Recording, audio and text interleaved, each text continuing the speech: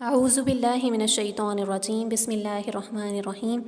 ربی اشرح لی صدری ویسر لی امری واحلل عقدۃ من لسانی یفقہوا قولی ربی زدنی علما اللہم فقہنا فی الدین اللہم صلی وسلم علی نبینا محمد صلی اللہ علیہ وآلہ وسلم۔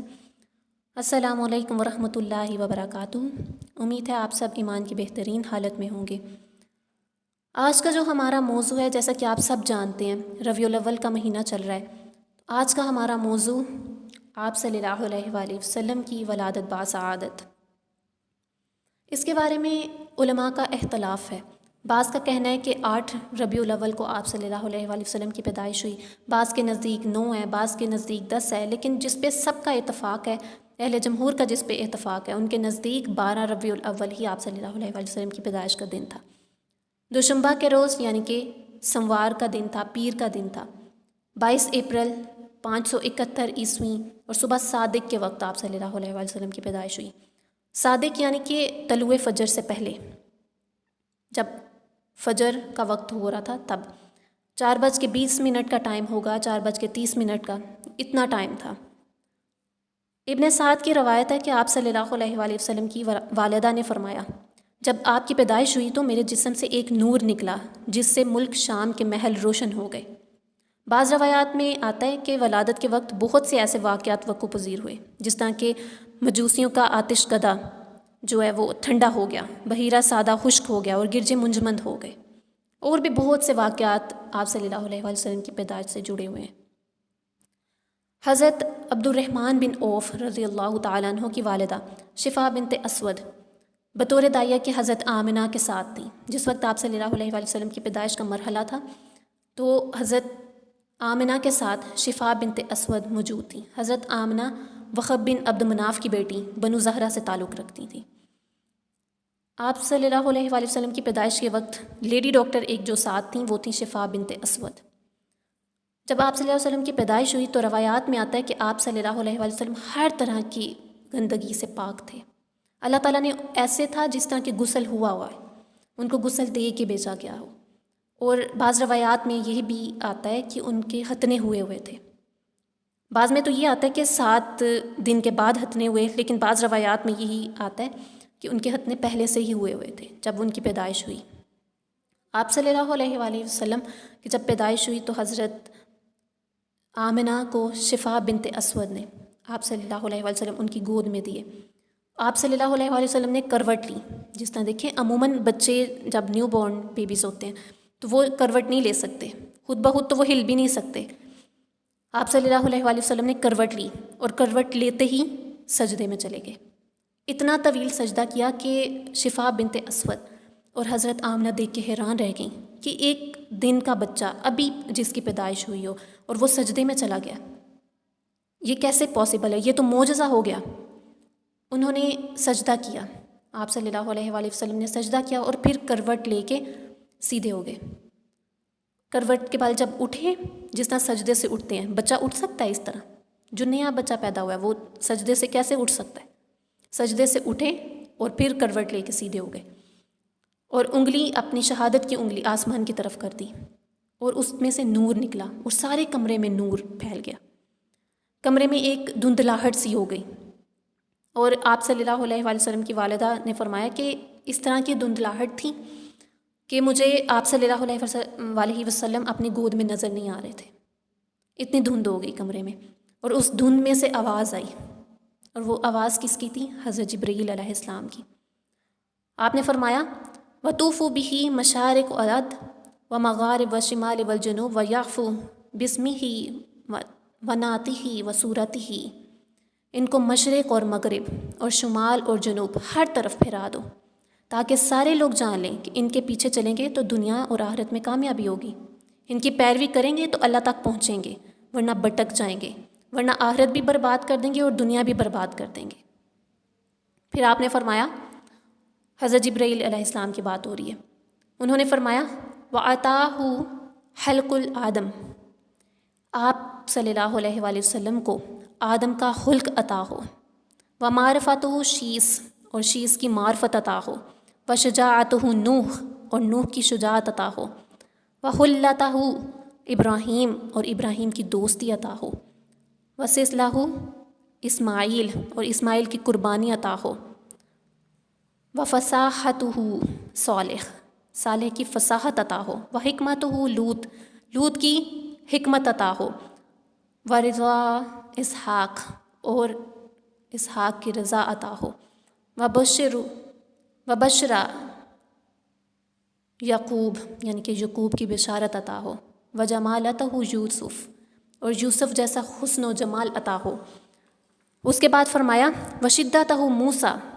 موسیٰ کا جلال عطا ہو، وطاعتہ یونس اور یونس کی اطاعت ہو، ونہنہ داؤد علیہ السلام کی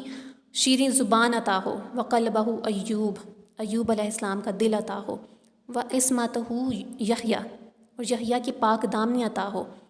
وزوخد یعنی کہ زخد عطا ہو، کس کا؟ عیسیٰ علیہ السلام جیسا زخد عطا ہو، علیہم الصلاۃ و تسلیمات و اغنامہ سو اہلاک النبیین، اور یہ کہہ کے ان کے جسم میں پھونک لگا دی گئی اور تمام انبیاء کے اہلاک آپ صلی اللہ علیہ وآلہ وسلم کے اندر ڈال دیے گئے، اور بادل جٹ گیا۔ وہ جو بادل کمرے میں ہوئے تھے، وہ آواز جو آ رہی تھی، وہ دھندلاہٹ جو تھی وہ ختم ہو گئی۔ تو حضرت آمنہ فرماتی ہیں کہ آپ صلی اللہ علیہ وآلہ وسلم کا چہرہ 14ویں رات کے چاند کی طرح روشن اور چمکدار تھا، اتنا چمک رہا تھا جس طرح کہ چاند۔ سورۃ ابراہیم میں اللہ تعالیٰ فرماتے ہیں نا کہ اے موسیٰ آپ اپنی قوم کو نکالیں اندھیروں کی روشنی سے۔ حضرت موسیٰ کو کیا حکم دیا جا رہا تھا کہ اپنی قوم کو آپ نے کس سے نکالیں؟ اندھیروں کی روشنی سے، صرف قوم کو۔ لیکن آپ صلی اللہ علیہ وآلہ وسلم سے جب آپ صلی اللہ علیہ وآلہ وسلم سے اللہ تعالیٰ مخاطب ہوئے تو آپ صلی اللہ علیہ وآلہ وسلم کو فرمایا آپ صلی اللہ علیہ وآلہ وسلم کل کائنات کے انسانوں کو نکالیں اندھیروں سے اور روشنی کی طرف لے جائیں۔ دیکھیں آپ صلی اللہ علیہ وآلہ وسلم کو تمام جہان والوں کے لیے رحمت للعالمین بنا کر بھیجا اللہ تعالیٰ نے۔ صرف اور صرف یہ الفاظ استعمال نہیں کیے اللہ تعالیٰ نے رحمت للمسلمین، مسلمانوں کے لیے رحمت، بلکہ فرمایا رحمت للعالمین، تمام جہان والوں کے لیے اللہ تعالیٰ نے آپ صلی اللہ علیہ وآلہ وسلم کو رحمت بنا کر بھیجا، ہدایت دینے والا بھیجا۔ پہلی کتابوں میں آپ صلی اللہ علیہ وآلہ وسلم کی بشارت، شایعہ علیہ السلام پر وحی آئی اور اللہ تعالیٰ نے فرمایا شایعہ اٹھو، میں آپ کی زبان سے اپنا پیغام لوگوں تک پہنچانا چاہتا ہوں۔ شایعہ کھڑے ہوئے، شایعہ علیہ السلام، اور فرمایا اے آسمان سن لے، اے زمین تو بھی سن، اللہ تعالیٰ صحراؤں کو سرسبز کرنا چاہتا ہے اور اونٹ چرانے والے بکریاں چرانے والوں کو اللہ تعالیٰ عزت دینا چاہتا ہے، اور ان میں اپنا ایک رسول بھیجنا چاہتا ہے جس کی بڑی اعلیٰ صفات ہوں گی، کبھی وہ کسی کو دکھ دینے والا نہیں ہوگا، وہ جب بولے گا تو منہ سے پھول جھڑیں گے، کبھی وہ کسی کو بے عزت نہیں کرے گا، کبھی وہ کسی کی دل آزاری کرنے والا بول نہیں بولیں گے۔ یہ جب اللہ تعالیٰ، یہ پہلی کتابوں سے میں آپ کو بتا رہی ہوں کہ پہلی کتابوں میں جو بشارت دی گئی نبی پاک صلی اللہ علیہ وآلہ وسلم کی، تو اللہ تعالیٰ نے کیا فرمایا؟ ان کی صفات کے بارے میں ذکر کیا پہلے انبیاء سے۔ آپ صلی اللہ تعالیٰ نے فرمایا میں اپنے اس محبوب نبی کو ایسی توازہ دوں گا کہ خشک لکڑیاں جس پر آپ صلی اللہ علیہ وآلہ وسلم کا پاؤں بھی آ جائے گا تو خشک لکڑیوں کی چٹکنے کی آواز نہیں آئے گی، جلتے ہوئے چراغ پر بھی آپ کا پاؤں آئے گا تو اتنے ہولے سے رکھیں گے کہ وہ چراغ بھی بجھ نہ پائے گا۔ اتنا اعلیٰ مقام ہے ہمارے نبی صلی اللہ علیہ وآلہ وسلم کا۔ اللہ تعالیٰ نے ان کی صفات کیا بیان کی پہلے انبیاء سے؟ سب سے پہلے تواضع ان کا لباس ہوگا، نیکی ان کی پہچان ہوگی، حق ان کی زبان پہ ہوگا، عدل ان کی سیرت ہوگی، ہدایت کے امام ہوں گے، معاف کرنا درگزر کرنا ان کا اخلاق ہوگا، سچائی وفاداری آپ کا مزاج ہوگی، آپ کی ملت اور دین کا نام اسلام ہوگا۔ یہ پہلے انبیاء کو بتایا جا رہا تھا آپ صلی اللہ علیہ وآلہ وسلم کے بارے میں۔ ان کا نام احمد ہوگا، آپ کے طفیل گمراہوں کو ہدایت دوں گا، گرے پڑے جو لوگ ہوں گے ان کو بلند مقام عطا کروں گا، ان کے طفیل فقیروں کو غنی کر دوں گا، ان کے طفیل تھوڑوں کو زیادہ کر دوں گا، ان کے طفیل بے شمار انسانوں کو جہنم سے نکال کر جنت میں پہنچا دوں گا، ان کی برکت میں ان کی برکت کی وجہ سے ٹوٹے ہوئے دلوں کو جوڑوں گا، مختلف قبائل کو جوڑوں گا، مختلف مزاجوں کے لوگوں کو ایک امت بنا دوں گا۔ یہ پہلے جو انبیاء تھے ہمارے، پہلے جو کتابیں تھیں ہماری آسمانی کتابیں جن پر ہم یقین رکھتے ہیں، اس میں اللہ تعالیٰ نے یہ سارے اوصاف اپنے نبی کے بیان کیے۔ اللہ تعالیٰ نے آگے کیا امت کے بارے میں بھی اس میں ذکر کیا، امت کے بارے میں بھی پہلے انبیاء کو بتایا گیا۔ فرمایا میں ان کی امت کو سب سے اعلیٰ امت بناؤں گا، اور وہ بھلائی کا حکم دیں گے اور برائی سے روکیں گے، اور اللہ پر ایمان لائیں گے اور توحید پر قائم ہوں گے، اخلاص والے ہوں گے، سچ بولنے والے ہوں گے، تمام انبیاء علیہ السلام کی تصدیق کرنے والے ہوں گے، جو ان کے خلاف اٹھیں گے، جو ان کے خلاف اٹھ کے کھڑے ہوں گے، یعنی کہ امتیوں کی بات ہو رہی ہے کہ جو ان کے خلاف اٹھ کے کھڑے ہو جائیں گے تو میرا غیبی نظام ان کے خلاف چلایا جائے گا، وہ میرے دوست ہوں گے، دین کے مددگار ہوں گے۔ یہ اللہ تعالیٰ حدیث قدسی ہے، اللہ تعالیٰ اپنے انبیاء کو بتا رہے ہیں نا، وہ اپنی نمازوں میں اس طرح صفے بنائیں گے جس طرح ملائکہ میرے عرش کے گرد صفے بناتے ہیں۔ یہ جو ہے وہ پہلی کتابوں میں ذکر کیا گیا ہے، امتیوں کا ذکر بھی آیا ہے، نبی پاک صلی اللہ علیہ وآلہ وسلم کے اوصاف بھی بیان ہوئے۔ پھر زبور میں اللہ تعالیٰ کیا فرماتے ہیں؟ اللہ تعالیٰ نے حضرت داؤد علیہ السلام سے فرمایا، اے داؤد میں ایک نبی بھیج رہا ہوں، وہ توکل کرنے والے ہوں گے، کبھی بھی وہ میری مرضی کے خلاف کوئی قدم نہیں اٹھائیں گے، اور میں کبھی ان پر ناراض نہیں ہوں گا، ان کی زبان پر کبھی سخت بول نہیں ہوگا، کبھی وہ سخت بول نہیں بولیں گے، کبھی بھی ان کے اخلاق کی بلندی میں کوئی کمی نہیں آئے گی، ان کی امت پر بھی میرا رحم ہوگا، میں ان کی امت کو وہ نوافل عطا کروں گا جو میں نے انبیاء کو دیے، وہ فرائض دیے ان کی امت کو جو نبیوں کو دیے۔ یہ زبور میں اللہ تعالیٰ نے حضرت داؤد علیہ السلام سے آپ صلی اللہ علیہ وآلہ وسلم اور امتیوں کا ذکر کیا۔ پھر آ جاتا ہے قرآن مجید میں آپ صلی اللہ علیہ وآلہ وسلم کی ولادت باسعادت کا بیان۔ قرآن پاک میں آتا ہے لقد من اللہ للمؤمنین اذ فیہم رسول صلی اللہ علیہ وآلہ وسلم، میں نے ایمان والوں پر بہت احسان کیا کہ میں نے ان میں رسول اللہ صلی اللہ علیہ وآلہ وسلم کو بھیجا۔ والذین بعث فی امی ورسول منہم یتلو علیہم آیاتہ ویزکیہم ویعلم اللہ الکتاب والحکمہ ان کان من قبلی فی ضلال مبین، میں نے رسول صلی اللہ علیہ وآلہ وسلم کو بھیجا، وہ ان کو کلام پڑھ کر سناتے ہیں، ان کی تربیت کرتے ہیں، تزکیہ نفس کرتے ہیں، ان کو اخلاق سکھاتے ہیں۔ اور قرآن پاک میں اللہ تعالیٰ نے کیا فرمایا؟ لقد جاءکم من اللہ نور، اللہ تعالیٰ نے فرمایا میں نے آپ کی طرف نور بھیجا۔ نور کا مطلب یہاں پہ نور کی جو تفسیر کی جاتی ہے، یہاں پہ اس آیت کا مطلب نور جو ہے وہ آپ صلی اللہ علیہ وآلہ وسلم کی ذات ہے، نور بنا کر بھیجا اللہ تعالیٰ نے آپ صلی اللہ علیہ وآلہ وسلم، اور رحمت للعالمین بنا کر بھیجا اللہ تعالیٰ نے۔ لقد کان لکم فی رسول اللہ اسوۃ الحسنہ، پھر آپ صلی اللہ علیہ وآلہ وسلم کے اخلاق کا ذکر قرآن پاک میں کیا کہ میں نے آپ صلی اللہ علیہ، بے شک آپ صلی اللہ علیہ وآلہ وسلم کے اخلاق میں تمہارے لیے بہترین نمونہ موجود ہے۔ آپ صلی اللہ علیہ وآلہ وسلم کے ذریعے دلوں کو نور بخشا، جس طرح کہ آپ صلی اللہ علیہ وآلہ وسلم نے دعا کی تھی نا، مکہ میں دو عمر تھے، عمر بن حشام اور عمر بن خطاب، ان دونوں میں سے یا اللہ کسی کو نور کی روشنی عطا کر، کسی کو ایمان کی روشنی عطا کر۔ آپ صلی اللہ علیہ وآلہ وسلم نے دعا کی تھی تو دلوں میں نور اترا، ہم نے دیکھا، ہم ہسٹری دیکھتے ہیں تو حضرت عمر رضی اللہ تعالیٰ عنہ وہ آپ صلی اللہ علیہ وآلہ وسلم کی دعا کے نتیجے میں ان کے دل میں وہ ایمان کے لیے وہ رغبت آئی، ایمان کے ساتھ منسلک ہوئی۔ یہ ہمارے نبی نے دعا کی تھی ان کے لیے۔ صحابہ بھی اللہ تعالیٰ کی طرف سے ایک نور ہے۔ آپ صلی اللہ علیہ وآلہ وسلم نے فرمایا تھا نا کہ میرے صحابہ تاروں کی مانند ہیں، جن کے پیچھے چلو گے تو کامیاب ہو جاؤ گے۔ سب سے پہلے نور تو اللہ تعالیٰ کی ذات، سب سے پہلا، پھر دوسرے نمبر پر آ جاتا ہے ہمارے نبی صلی اللہ علیہ وآلہ وسلم کا نور، تیسرے نمبر پر صحابہ۔ تاروں سے مراد یہاں پہ جو لیا جا رہا ہے وہ بھی نور ہے، تاروں کی مانند ہیں، نور کی مانند ہیں، روشن چراغ ہیں، ان کے پیچھے چلیں گے تو کامیاب ہو جائیں گے۔ تو لہٰذا ہمیں کیا کرنا ہے؟ ہمیں نبی پاک صلی اللہ علیہ وآلہ وسلم کی سیرت کو، ان کے اخلاق کو اپنی زندگیوں میں امپلیمنٹ کرنا ہے۔ ان کا جو اخلاق تھا اس کو ہم نے اپنی زندگیوں میں نافذ کرنا ہے، لیکن ہم ایسا نہیں کرتے۔ ہم پڑھ تو لیتے ہیں سارا کچھ، یہ تو صرف ان کا مختصر سا تعارف تھا آپ صلی اللہ علیہ وآلہ وسلم کی ذات کا، کہ آپ صلی اللہ علیہ وآلہ وسلم کی پیدائش کس طرح سے ہوئی اور کیا کیا معجزات ہوئے، اور حضرت آمنہ نے اس کے بارے میں کیا روایات بیان کی جاتی ہیں، اور جتنے بھی احادیث میں اس کے بارے میں کیا ہمیں روایات ملتی ہیں کہ آپ صلی اللہ علیہ وآلہ وسلم کی پیدائش اللہ تعالیٰ کی طرف سے معجزہ تھی، ہر طرف نور ہی نور تھا، گھر میں نور،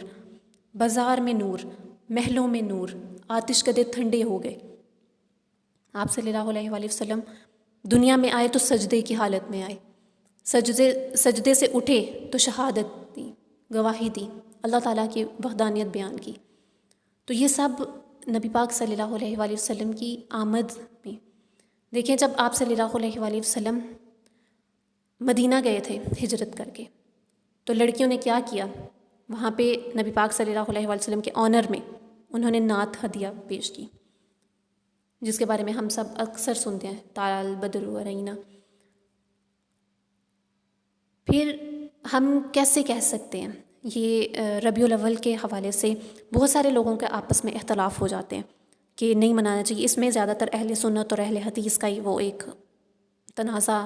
سٹارٹ ہو جاتا ہے کہ یہ ہمیں نہیں منانا چاہیے، وہ کہتے ہیں ہم نے منانا ہے ہر حال میں۔ ہاں، اس میں ایک بڑی بات یہ بھی کہ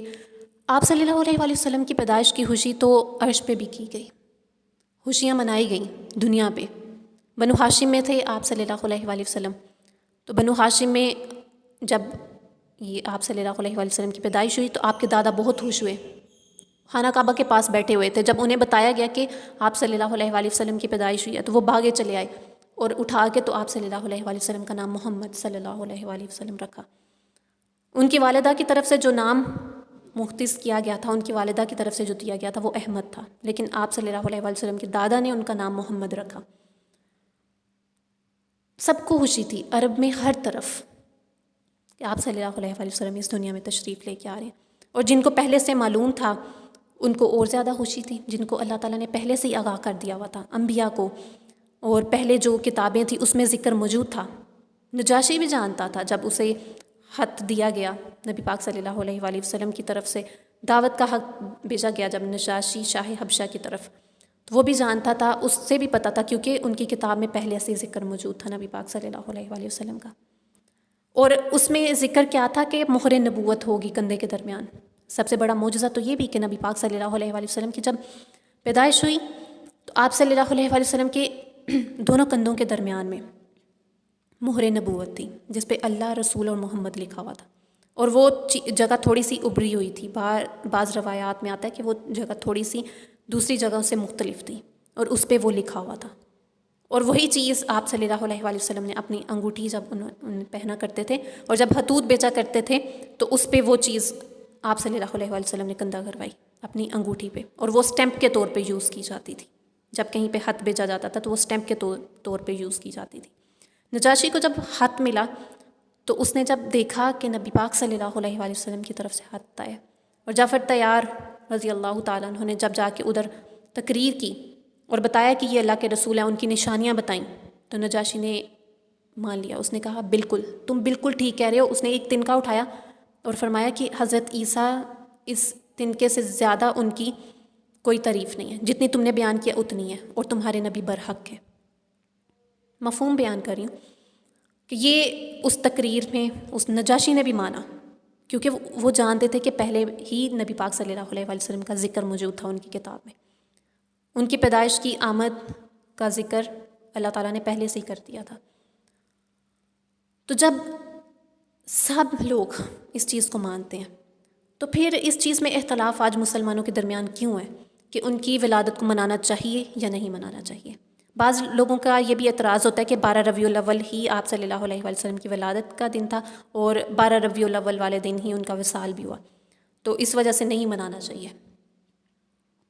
تو دیکھیں، نبی پاک صلی اللہ علیہ وآلہ وسلم کی جب وفات ہوئی تھی، جب ان کا وصال کا وقت تھا، تو ملک الموت جو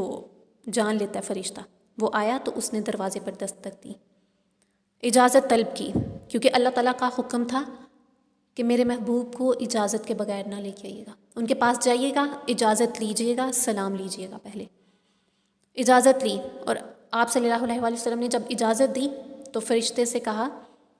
نے کہا کہ یا رسول اللہ میں کبھی بھی آپ کے علاوہ کسی کے پاس اجازت لے کے نہیں گیا، اچانک جاتا ہوں اور موت دے دیتا ہوں، اللہ تعالیٰ کی طرف سے حکم ہوتا ہے، لیکن آپ کے رب کی طرف سے مجھے یہ حکم تھا کہ آپ کے پاس جاؤں تو اجازت لے کے جاؤں، ورنہ باہر سے واپس آ جاؤں۔ تو آپ نے مجھے اجازت دی، اب میں آپ سے پوچھتا ہوں کہ آپ جانا چاہتے ہیں، اور اللہ تعالیٰ نے مجھے یہ بھی کہہ کے بھیجا کہ اگر وہ آنا چاہیں تو لے آئیے گا، اگر نہ آنا چاہے تو انہیں رہنے دیجیے گا۔ اب آپ مجھے بتائیں کہ آپ جانا چاہتے ہیں یا نہیں جانا چاہتے ہیں، یہ مفہوم بیان کر رہی ہوں میں۔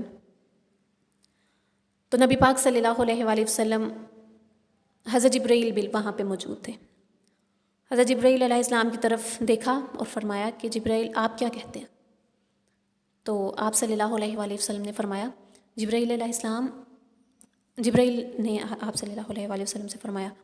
کہ یا رسول اللہ، اللہ تعالیٰ آپ کی دید کا شوق رکھتے ہیں، آپ سے ملنے کی تیاریاں مکمل ہیں۔ جس طرح ایک مہمان guest of honour VIP guest ہوتا ہے نا، تو ہم اس کے لیے بہت تیاریاں کر کے رکھتے ہیں کہ وہ آ رہے ہیں، یا ہماری بیسٹ فرینڈس ہوں یا کوئی بھی آپ کا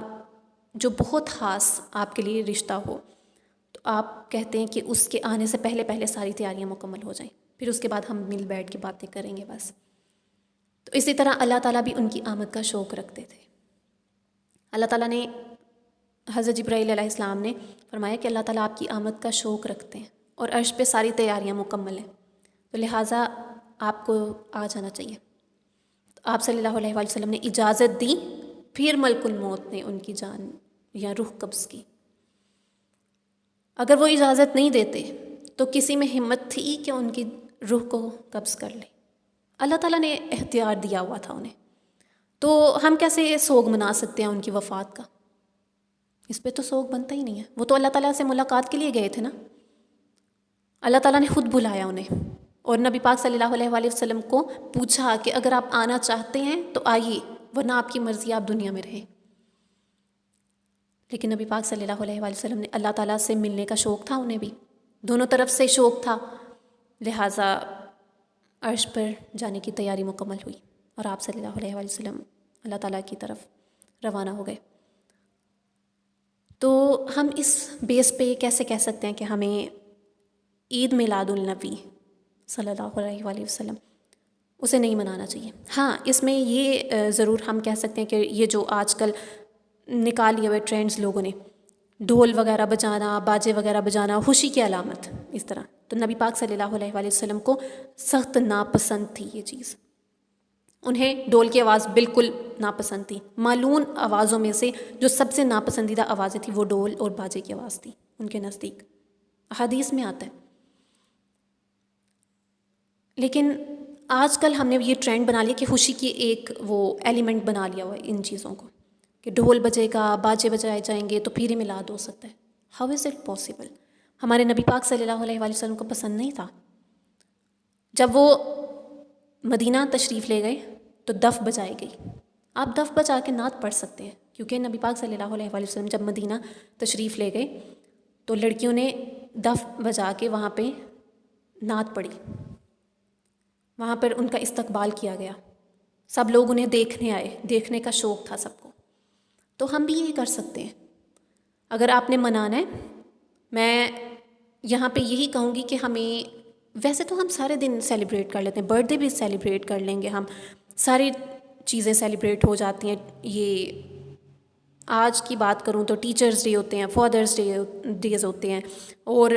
مدر ڈے ہو جاتا ہے، اور ڈیفرنٹ ڈیز، جتنے بھی ڈیز انگریزوں کی ایجاد ہیں، سارے منائے جا رہے ہوتے ہیں۔ لیکن جب ہمارے نبی پاک صلی اللہ علیہ وآلہ وسلم کے دن کی بات آتی ہے تو ہمارے وہاں پہ ایمان تازہ ہو جاتے ہیں، وہاں پہ ہمارے درمیان فتنے کھڑے ہو جاتے ہیں کہ نہیں منانا چاہیے۔ ایک گروہ کہتا ہے منانا چاہیے، دوسرا کہتا ہے نہیں منانا چاہیے۔ تو اس چیز میں جو منانا چاہتے ہیں انہیں منانے دیں، جو نہیں منانا چاہتے وہ رہنے دیں۔ یہی کہوں گی آپ سب سے کہ جو اس خوشی کو سیلیبریٹ کرنا چاہتے ہیں انہیں کرنا چاہیے، اور جو نہیں کرنا چاہتے وہ نہ کریں۔ سب کا اپنا سب نے اپنے اپنے اعمال کا وہاں پہ جا کے اللہ تعالیٰ کو حساب دینا ہے۔ جب اللہ تعالیٰ نے اپنے محبوب کی خوشی منائی، جب اللہ تعالیٰ کے جو برگزیدہ ہستیاں ہیں انہوں نے نبی پاک صلی اللہ علیہ وآلہ وسلم کی آمد میں خوشیاں منائیں۔ خوشیاں منانے کا مطلب یہ نہیں ہوتا کہ کیک لا کے آپ سیلیبریٹ کر لیں، یا آپ اپنے گھروں میں بہت اچھے اچھے پکوان بنائیں اور پھر اسے سیلیبریٹ کریں، یا لائٹنگز وغیرہ کی جائیں، دیے وغیرہ جلائے جائیں، یا اس طرح اور سارا کچھ کیا جائے تو پھر ہی سیلیبریٹ ہو سکتی ہے خوشی۔ آپ درود پاک پڑھیں، درود کا ہدیہ نبی پاک صلی اللہ علیہ وآلہ وسلم پر بھیجیں۔ اس مہینے میں تو درود کی فضیلت ہی بہت زیادہ ہے، براہ راست نبی پاک صلی اللہ علیہ وآلہ وسلم تک آپ کی آواز جا رہی ہوتی ہے۔ درود پڑھیں۔ ہم دوسروں کو تو گفٹس بھیجتے ہیں نا، ان کے جب منتھس ہوتے ہیں، منتھ جی کسی دوست کا برتھ ڈے ہو تو آپ نے فرسٹ ڈے سے ہی لگا دیا ہوتا ہے کہ ہیپی برتھ ڈے یا ہیپی یور منتھ، اس ٹائپ کی مطلب کوٹیشنز آپ لکھ کے سینڈ کرتے ہیں یا اسٹیٹسز پہ لگا دی جاتی ہیں۔ تو اپنے نبی سے اظہار محبت کے لیے آپ درود پاک پڑھیں، زیادہ سے زیادہ اللہ تعالیٰ کا ذکر کریں، کیونکہ نبی پاک صلی اللہ علیہ وآلہ وسلم کی اطاعت گویا اللہ تعالیٰ کی اطاعت، اللہ تعالیٰ کی اطاعت گویا نبی پاک صلی اللہ علیہ وآلہ وسلم کی اطاعت، اللہ تعالیٰ اور اس کے رسول کا زیادہ سے زیادہ ذکر کریں۔ ضروری نہیں ہے کہ ڈول اور یہ باجے وغیرہ اور آتش بازیاں اور یہ سارا کچھ کیا جائے، یہ میلاد کا مقصد نہیں ہوتا۔ میلاد کا مطلب ہوتا ہے کہ آپ صلی اللہ علیہ وآلہ وسلم کو نذرانہ عقیدت پیش کرنا، اور وہ درود سے بہتر کوئی چیز نہیں ہے۔ آپ درود پاک پڑھیں، آپ صلی اللہ علیہ وآلہ وسلم کے سے محبت کا اظہار کریں، ان کے اللہ تعالیٰ سے دعا کریں کہ ان کی شفاعت نصیب ہو ہمیں قیامت کے دن، ان کے ہاتھوں سے حوض کوثر پینے کی ہمیں سعادت نصیب ہو، اور ہم سب حوض کوثر پہ ان کے ساتھ ہوں۔ حوض کوثر پہ نبی پاک صلی اللہ علیہ وآلہ وسلم کے پاس صرف اور صرف مومنین ہوں گے، اور اللہ تعالیٰ ہم سب کو ان میں سے بنائے، یہ دعا کیا کریں اپنے لیے، اور اس مہینے میں تو زیادہ کریں کیونکہ یہ نبی پاک صلی اللہ علیہ وآلہ وسلم کی پیدائش کا مہینہ ہے، اس میں دعائیں بھی اللہ تعالیٰ کو مقبول ہوں گی کیونکہ ان کے نبی کا مہینہ ہے، اور جو انسان آپ کو بہت محبوب ہوتا ہے نا، اس کے مہینے سے بھی آپ کو بڑا پیار ہوتا ہے، تو اسی طرح اللہ تعالیٰ کو بھی اس مہینے میں بہت اس کی عزت اور برکت تھی اللہ تعالیٰ کی نظر میں۔ تو جن لوگوں کے یہ مسکنسیپشن تھا، جن لوگوں کے ذہن میں ہمیں میلاد منانا چاہیے یا نہیں منانا چاہیے، یا فتنے کھڑے ہو جاتے ہیں، دیکھیں فرقہ واریت یہ بات کی ایجاد ہے، پہلے سب مسلمان تھے، فرقے اور یہ سارا کچھ جو ہم نے جماعتیں بنا لیں، اہل سنت والجماعت، اہل حدیث، اہل تشیع، بہت ساری جماعتیں بن گئی ہیں، 73 فرقے ہیں اب، اور یا اس سے بھی زیادہ کہہ لیں تو، لیکن اللہ تعالیٰ نے قرآن پاک میں صاف صاف فرما دیا نا، میں نے قبیلے اور فرقے، قبیلے اور جماعتیں اس لیے بنائیں، اس کا مفہوم ہے آیت کا، اس لیے بنائیں تاکہ تم ایک دوسرے کو پہچان سکو، اس لیے نہیں بنائیں کہ ایک دوسرے پہ لان تان کرو، ایک دوسرے کو تانے دو اور ایک دوسرے کے عمل میں جو ہے وہ دخل اندازی کرو، ہر ایک نے اپنے اعمال کا جواب خود دینا ہے۔ تو ہمیں میرے پوائنٹ آف ویو سے نبی پاک صلی اللہ علیہ وآلہ وسلم کے دن کو منانے کا بہترین طریقہ ان پہ درود پاک کا تحفہ ان کی بارگاہ میں پیش کرنا ہے۔ درود پاک پڑھیں زیادہ سے زیادہ اس دن زیادہ سے زیادہ یہ کوشش کریں کہ ان کے اسوۃ الحسنہ جو نبی پاک صلی اللہ علیہ وآلہ وسلم کا زندگی گزارنے کا طریقہ تھا، ان کا اخلاق تھا، اس کی پیروی کریں اس دن۔ یہ جو نعتیں لگا کے جلوس وغیرہ پہ چلے جانا، ٹھیک ہے، وہ بھی ایک کچھ جلوس بہت زیادہ قابل احترام بھی ہوتے ہیں، لیکن یہ کہ اس میں آپ لوگ باجے بجائیں اور وہ ڈفلیاں بجائی جا رہی ہیں اور ڈول وغیرہ، اور تو اور بہت زیادہ بے حرمتی ہوتی ہے، نبی پاک صلی اللہ علیہ وآلہ وسلم کے نالین پاک وہ جھنڈیوں پہ بنائی جاتی ہیں، تو وہ جب نیچے گر جاتی ہیں کسی وجہ سے تو اس کی بے حرمتی ہوتی ہے، تو اس چیز سے باز رہنا چاہیے۔ آپ نبی پاک صلی اللہ علیہ وآلہ وسلم کے لیے درود پاک کا تحفہ دیں، آنسو بہائیں اس دن آپ خوشی منائیں، میٹھا کھائیں، سنت پوری کریں، دوسروں کے ساتھ اچھا رویہ اختیار کریں، بچوں کے ساتھ محبت کریں، رشتہ داروں کے ہاں جائیں، ان کے ساتھ حسن سلوک سے پیش آئیں، ان کی پیروی کریں، نبی پاک صلی اللہ علیہ وآلہ وسلم کے اسوۃ الحسنہ کی پیروی کریں، تو پھر یہ مطلب ہوتا ہے میلاد منانے کا۔ میلاد منانے کا مطلب یہ نہیں ہے کہ آپ نے بس سارا سال آپ نے گناہوں میں گزار دیا اور ایک دن آپ نے وہ رکھ لیا کہ نبی پاک صلی اللہ علیہ وآلہ وسلم کا دن ہے، آج ہماری عید ہے تو آج ہم صرف ڈول اور اس ٹائپ کی چیزیں اور ہم یہ بھی بنائیں گے، ہم وہ بھی کریں گے، سارا سال آپ نے گناہوں میں صرف کیا۔ نبی پاک صلی اللہ علیہ وآلہ وسلم کے لیے ہر دن اپنے دل میں عقیدت رکھیں، ہر دن ان کا دن ہے، صرف ایک دن ہی نہیں ان کا تھا، ان کی پیدائش کے بعد تمام دن ان کے ہیں، اللہ تعالیٰ کی ہیں، اللہ تعالیٰ کے ذکر کے لیے بنے ہیں۔ فرسٹ پریورٹی اللہ تعالیٰ اور ان کے رسول ہونے چاہیے۔ میں ہمیشہ اور بار بار کہتی ہوں کہ فرسٹ پریورٹی ہمیشہ اپنے رب کو رکھیں، اور پھر دیکھیے گا دنیا بھی آپ کی ہے اور دین بھی آپ کا، آخرت بھی آپ کی ہوگی۔ اللہ تعالیٰ ہم سب کو اس چیز پر عمل کرنے کی توفیق عطا فرمائے۔ اب جس کے بھی کنسیپشن ابھی بھی ہیں، جس کے بھی دماغ میں تھوڑا ابھی بھی اس چیز کو لے کے ہو کہ ہمیں منانا چاہیے یا نہیں منانا چاہیے، تو وہ قرآن پاک کی نص دیکھیں، قرآن پاک کا متن دیکھیں، احادیث کو دیکھیں۔ جو بھی میں نے بیان کیا یہ طریقہ ہے میلاد منانے کا، غلط طریقے کو میں پروموٹ نہیں کروں گی، جو جائز طریقہ ہے اس طریقے سے آپ منائیں۔ خوشی منانی چاہیے کیونکہ ہمارے نبی اس دنیا میں آئے تھے، راہ ہدایت لے کے آئے تھے، ہدایت کا سرچشمہ تھے، سب کے لیے، غریبوں کے لیے آواز اٹھائی، سب سے بڑھ کے تو خواتین کے لیے وہ سراپر رحمت تھے۔ جب اسلام آیا، جب نبی پاک صلی اللہ علیہ وآلہ وسلم دنیا میں آئے تو عورت کو مقام دیا انہوں نے، بحیثیت ماں، بہن، بیٹی، بیوی، سب کے حقوق آپ صلی اللہ علیہ وآلہ وسلم نے لے کے دیے۔ تو ہمیں اس خوشی میں اس وجہ سے آپ صلی اللہ علیہ وآلہ وسلم سے زیادہ محبت ہونی چاہیے عورتوں کو، کیونکہ نبی پاک صلی اللہ علیہ وآلہ وسلم سے پہلے تو انہیں زندہ درگور کر دیا جاتا تھا، قتل کر دیا جاتا تھا۔ ہمیں اس چیز کی زیادہ خوشی ہونی چاہیے، تو نبی پاک صلی اللہ علیہ وآلہ وسلم پر اس مہینے میں زیادہ سے زیادہ درود پاک پڑھیں اور نذرانہ عقیدت پیش کریں، اور اللہ تعالیٰ ہم سب کو قیامت کے دن صالحین، صابرین اور متقین میں سے اٹھائیں، اور نبی پاک صلی اللہ علیہ وآلہ وسلم کے ہاتھ سے حوض کوثر سے پانی پینے کی سعادت نصیب فرمائیں، اور ہم سب کو قبر کی منزلیں ہم سب کے لیے آسان کریں۔ جزاکم اللہ خیرا کثیرا فی الدنیا والآخرہ۔ اللہ حافظ۔